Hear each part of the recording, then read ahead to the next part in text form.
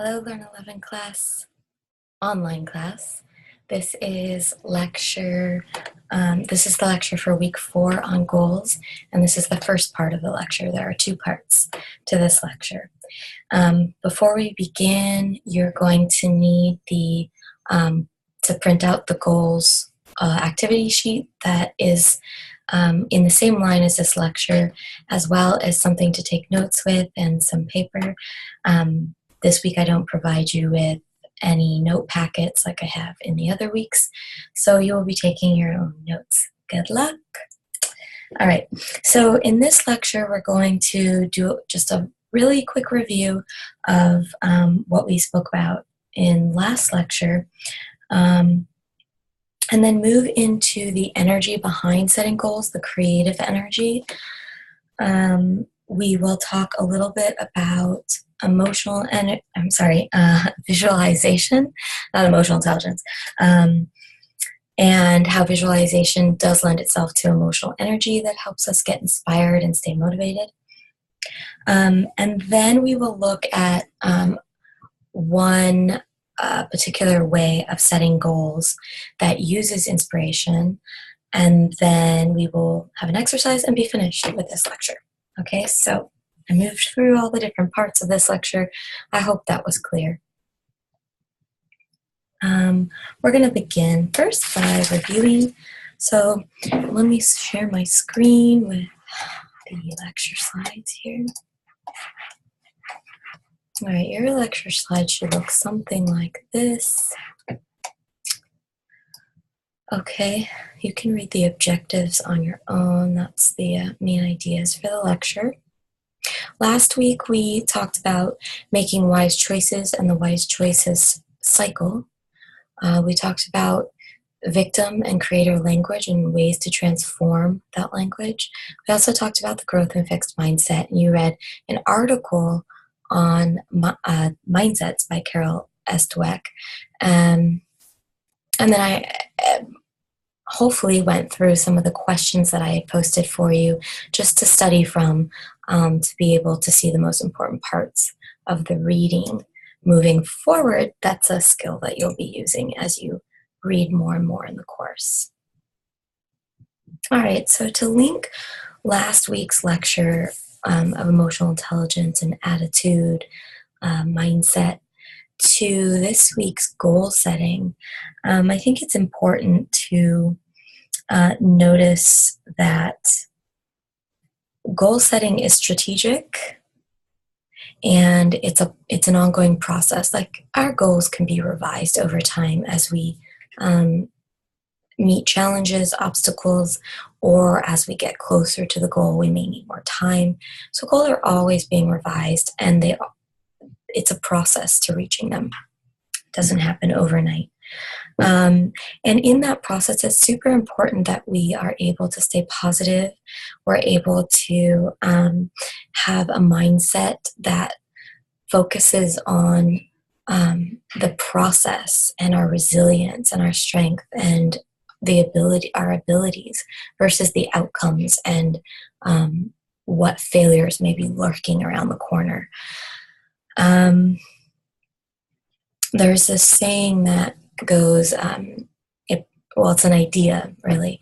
It says that whatever our beliefs, our attitude is, becomes our thoughts or our thinking, our way of thinking about ourselves or the world. And from there, we start speaking our truth, what those thoughts are saying. And even if they're negative, and even if they're disabling, and they don't allow us to live, from a place of possibility and potential. And then from that language, our actions are born. So we act out from a place of what we commit to and what we say. A teacher of mine said that words are spells. And so when we say we can't do something, or we won't do something, or we're not interested in something, anything along those lines, anything we say, it's almost like casting a spell, because whatever we say, others define us by that. And we oftentimes try to live by that definition as well. Okay, so that is the linkage between goal setting, because if our goal is to earn a certificate from Long Beach City College or transfer to university, but we're always saying out of our mouths that blaming other people or professors for our failures versus really looking at what we do have power over, what we do control in our lives, what environments we can control and create to suit our study habits, then we're not really going to, there's a discrepancy there in the integrity. Okay? So, I hope that was clear. I'm feeling a little out of it today, a little tired. I'm wondering how you're all feeling in week 4. I hope you have much more energy than I do today, so bear with me. Okay, moving on to this idea of why we set goals. Students say to me when I ask this question, they say we set goals because we want long-term success, we want to stay motivated and focused on our goals, and we want a direction to move into so we don't feel lost. And I think those are really good answers. I think that's exactly why we set goals. Many of us have a lot of drive and ambition, and we want to put our energy somewhere, and goals are a great place to do that. But, some of us may struggle with that setting goals. It may take us longer to figure out what it is that we want. And in the process of discovering who we are and what our values are, and how we may want to be of service or explore the world, it may take us a little bit longer to figure out where we can put that energy, and that's totally normal too. We all are different in the way that we go about setting goals, or the timing of setting goals. But I will say, and always will encourage you, to at least have an idea of the vision or a direction that you want to go in. And if you don't know what that direction is, this is why I'm here. This is why you have counselors.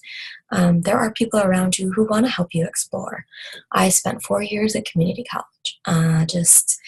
Was pretty sure I wanted to be an English major, but I wasn't positive because I was really interested in science.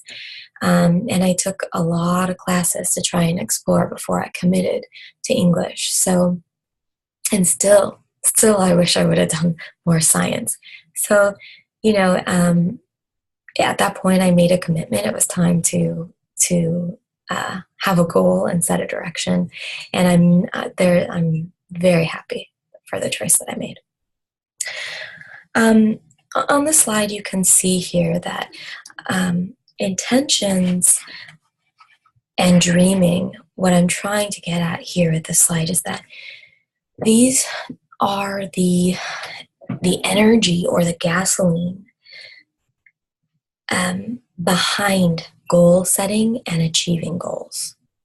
So, some characteristics of intentions are that we begin with a personal wish or desire. So, when we set an intention or we are intentional about goal setting, it means we have a starting point, and that starting point is some kind of personal wish. There's no planning or action in the intention phase. It's really just getting in touch with what it is that we're wanting, okay? And intentions work behind the scenes. It's like bringing awareness to something that we want, and then, we may go back to normal life, and then it pops up. Opportunities kind of pop up, or we say we want to listen for something new today in class, and all of a sudden in every class that day we're finding one nugget of really interesting, valuable information that we can take with us into our other courses or something. And I'm not a neuroscientist or I don't know how these things work. It just does. Its intention is energy.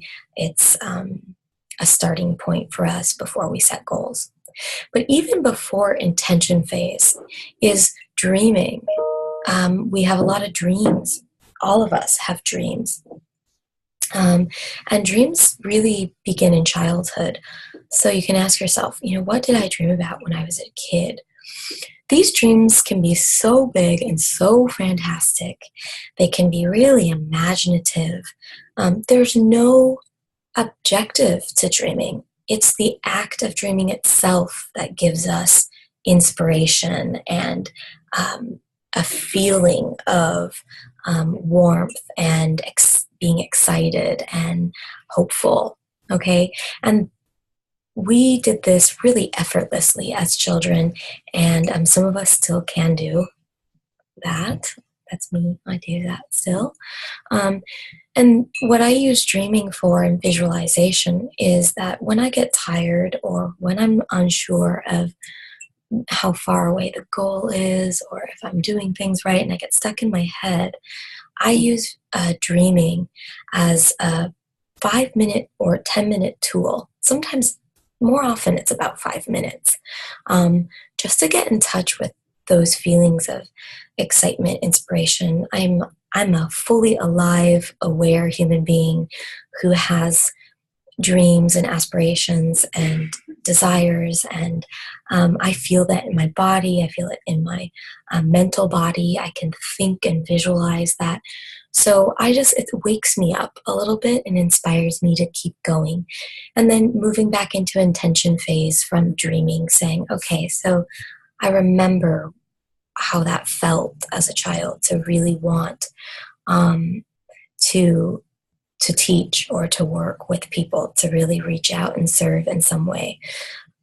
So today my intention is to help one person or to ask one person how they're doing.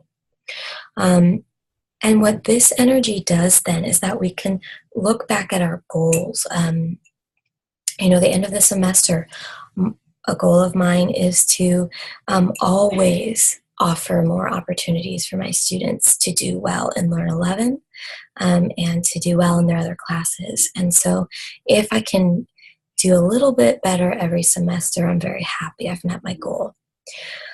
So that energy, can be funneled into goal setting. Now, goals are very different than intention and dreaming. I didn't make goals here on the slides small or smaller than intentions and dreaming because it's less important. I did that so everything could fit in the box, okay? But what I'm getting at here with goals is that goals are, it takes skill and strategic planning to meet goals. It isn't just sitting back and wishing or hoping or feeling inspired. It takes work. It takes practice. It involves time. There's a timeline with goals where there's not a timeline with dreaming. Okay, dreaming, we can be in that moment instantly of a dream of ours. Goals are outward or outside of ourselves. We're trying to attain something that is outside of us. Whereas intention and dreaming is really something that's personal and comes from the inside. Some people would say my personal goal is, or based on personal development, how I want to grow as a human. And I wouldn't really call that a goal as much as I would call it an intention, something that I'm working towards, but on a personal level, possibly not so publicly or planning that in some way. But I could be wrong, and I'm absolutely open to being wrong. Also, goals are realistic. They are based in the world and are waking everyday life, and so they take focus to achieve. So just a little bit more detail on visualization or on dreaming that can lead to intentions if you don't know how to visualize. Your book does talk about visualization, and OnCourse does as well. So let's see here. I just want to make sure that I'm on track. Let me make sure here. Yes. So visualization gives us, it stirs up emotional energy, like I mentioned before, and it also gets us in touch with the origins of our story. We each walk around with a narrative about who we are, how we learn, um, how good we are at things. And that does not necessarily mean that the story is true. It could be fiction. It could be based on our perspectives, where other people would look at us and say, I don't know, I don't see that at all. So um, it really gets us in touch with how we, create the story about ourselves. And we can create a new story every time we sit down to visualize and dream. And that's just pretty amazing. It's based in imagination, but it's the very spark and beginning of possibly bringing that to life in the world when we begin to goal set. I used visualization when I went to Ireland at 18 years old, and I'm going to tell you more about that story when I move through each one of these details of visualization, and I'm mostly saying that so that I can return to it and remember that. All right, so the first part of visualization is allowing ourselves to daydream, is to not let the logic or the constriction get in the way of really having the space and time, even if it's 5 minutes a day or 5 minutes every other day or once a month, to just be imaginative and creative, to get in touch with that part of ourselves. We work really hard. Most of us work really hard. We get, maybe not as much sleep as we would need or like to as it is. So daydreaming is literally creating space for ourselves to be creative and to problem solve. Good problem solving comes from creativity. Okay, so think about all the inventions and theorems that have come out in the past, and all of them are born from a creative, imaginative place, a place of possibility of maybe if I try it this way, it would be like this, or maybe. Okay, and so that allows us the space to just breathe, not have to analyze, plan, overwork our minds, but to really rest and allow creativity and those juices to flow. When I used to tell my English students that whenever they had writer's block or got stuck or they were just really tired, to take a hot shower and just daydream, or take a long drive and think about some of their favorite things, and you'd be surprised how many ideas came to mind and how easy it was to move forward, even just for a little bit after that. The next thing is sense drenching, and we'll talk more about sense drenching later on in the semester, but sense drenching is involving all of our senses at once so that our senses are heightened, so we wake up and allow ideas and creativity to flow.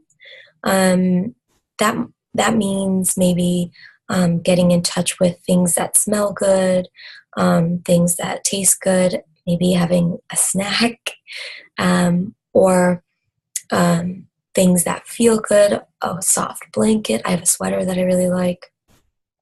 Having vision boards around. So that's sense drenching just out in the world. But the way we can sense drench when we're visualizing is to, as we're kind of going through this daydream story, is to go through the senses and say, what does it smell like on this yacht? What does the breeze feel like, or the warm sun on my shoulders? What am I hearing? Laughter. Who's laughing? What yummy foods am I trying on this exotic island? So just kind of allowing yourself to play, that'll get you into the mode of daydreaming. And then making it a daily practice if you can. And I'm saying 5 minutes. I used to do it just to the length of one of my favorite songs. And so every time I heard the song, I would automatically be put into just for about 3 minutes into a place of just relaxing and thinking about or daydreaming about my happiest day. And or if you don't want to, close your eyes and listen to a song or whatever, maybe just as you're walking from your car to class, the phrase, you get used to the phrase, what would it feel like if I tried this? Or what will it feel like when I graduate? Okay? That's a little bit about visualization. So now this brings us to the last slide of this part of the lecture. And what I would like you to do is pull out a piece of paper, and I want you to practice dreaming just for about 5 minutes. You can set your alarm for 5 minutes or 6 minutes. And just remember what it was like when you were small and what that story was of who you were going to be and all of the potential that you had built up inside of you. What did you want to be when you were a kid? And from those eyes, sense drench, look around, experience it. I did just remember that I was going to tell you a story about Ireland before I sent you to this activity. So please excuse me as ideas are popping in and out of my head.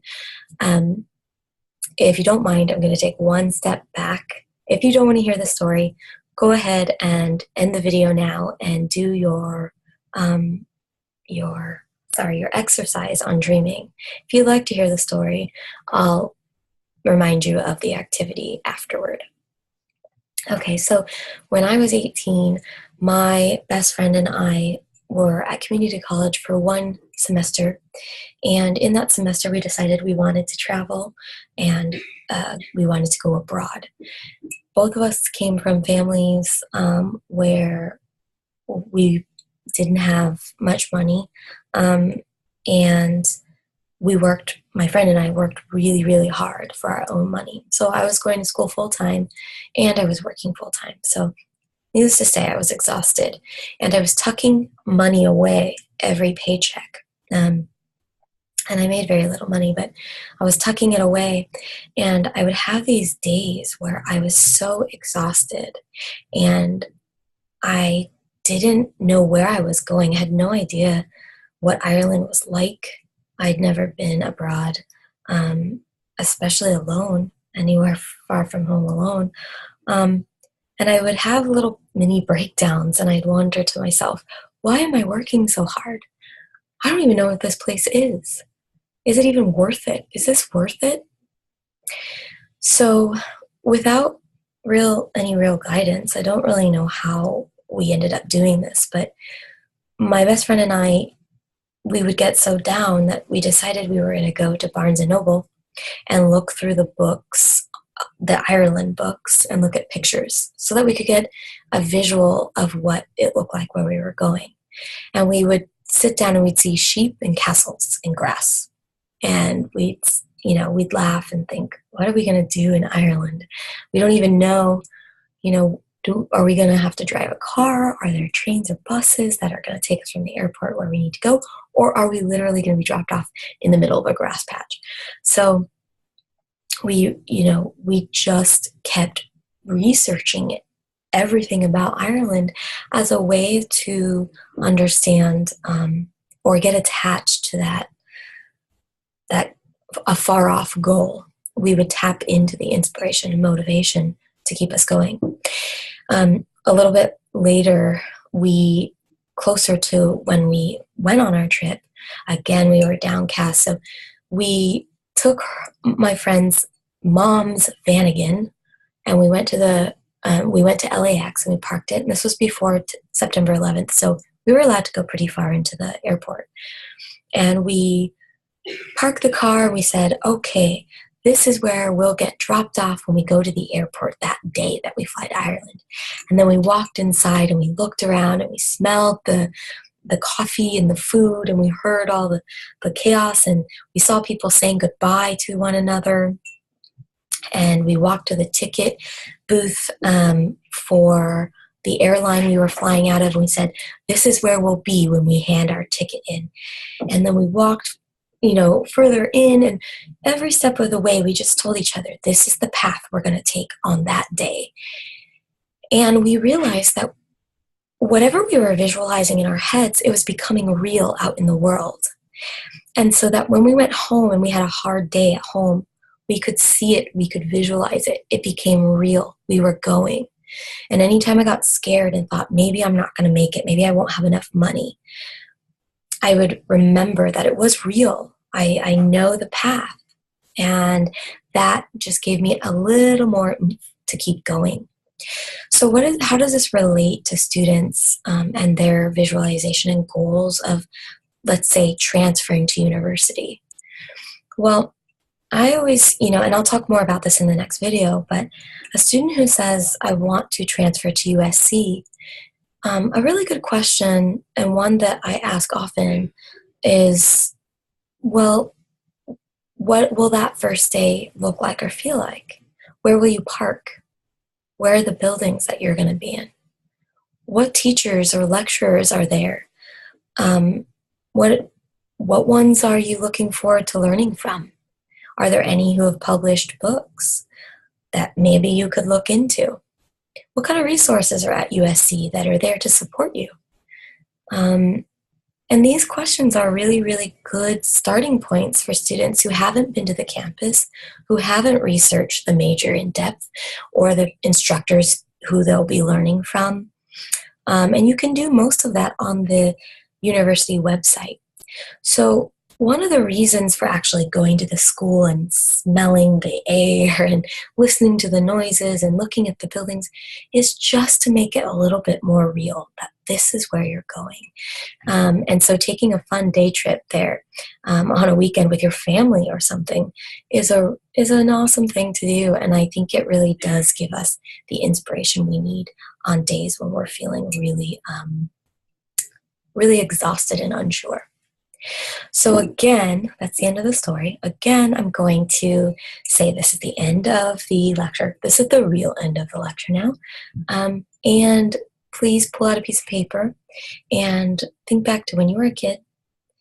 And from those eyes, write about what you wanted to be when you were big and what that life may look like, felt like, smelled like. What are you doing? Where are you? And who are you with? Think of all those questions. Alrighty, I'm going to end this lecture, and I will see you in the next one. Goodbye. See you later.